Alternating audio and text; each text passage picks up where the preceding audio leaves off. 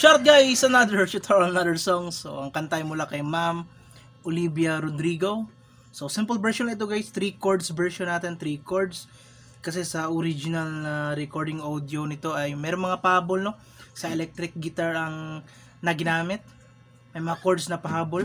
Pero dito, this time ay 3 chords version ang ating ipiplay, no? So, 3 chords lang. Siyempre, may strumming pattern. Start tayo kaagad, start tayo. Ito mga chords, first chord ay B flat or A sharp, no? B flat. So first fret lang yan, ganang B, first fret. Okay?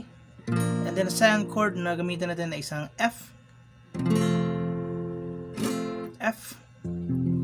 And then basic na C. Simple.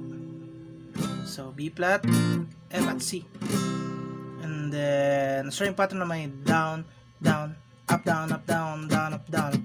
Okay? Timing natin mamaya. Down, down, up, down, up, down, down, up, down. So, ganito. Play natin mga chords. Yung verse. Down, up, down, up, down. Sorry. Down, down, up, down, up, down, down, down, down, down, up, down, up, down. Okay?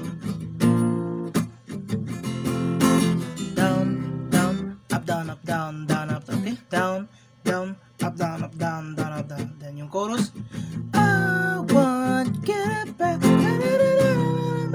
up, down, okay? Down, down, up, down, down. So, yung sinabi ko, timing, no? I was we're back. Down, up, down. So, kaya na bala mag-timing, no?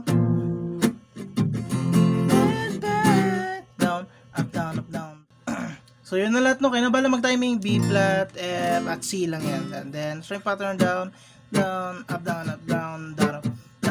3 chords version. Hanggang dito na tutorial natin. See you sa mga next uploads, guys. Bye-bye.